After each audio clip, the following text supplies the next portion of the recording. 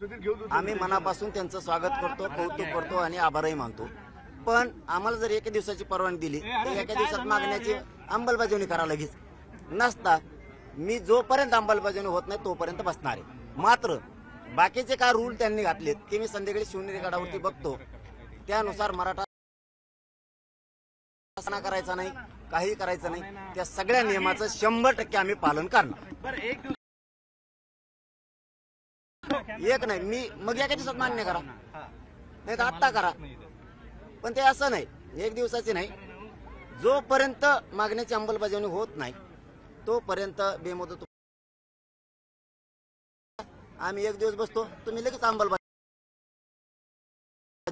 तुमचे जे रूल आहेत कायद्याचे ते मी पाळणार, त्यात काही दुमत नाही. माझा मराठा समाज पण पाळणार म्हणजे पाळणार, त्यात दुमत नाही.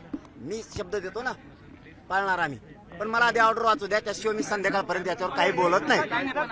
तुम्हाला एक दिवसाची परमिशन देताना सुद्धा अटी शर्ती घातलेल्या आहेत आणि त्याच्यावर तुम्हाला आंदोलन करता येणार नाही असं कोर्टाने म्हटलेलं आहे. मी ऑर्डर त्याच्यामुळेच म्हणलं मी ऑर्डर वाचत नाही. पण त्यांनी जर परवानगी दिली आझाद मैदानावर त्याचं कौतुक केलं, त्यांचं स्वागत पण केलं, न्यायालयाचं पण आणि सरकारचं पण. पण मी ऑर्डर वाचली नाही. मी संध्याकाळी शिवनेरी गडावरती ऑर्डर वाचतो, नंतर काय ठरवायचंय.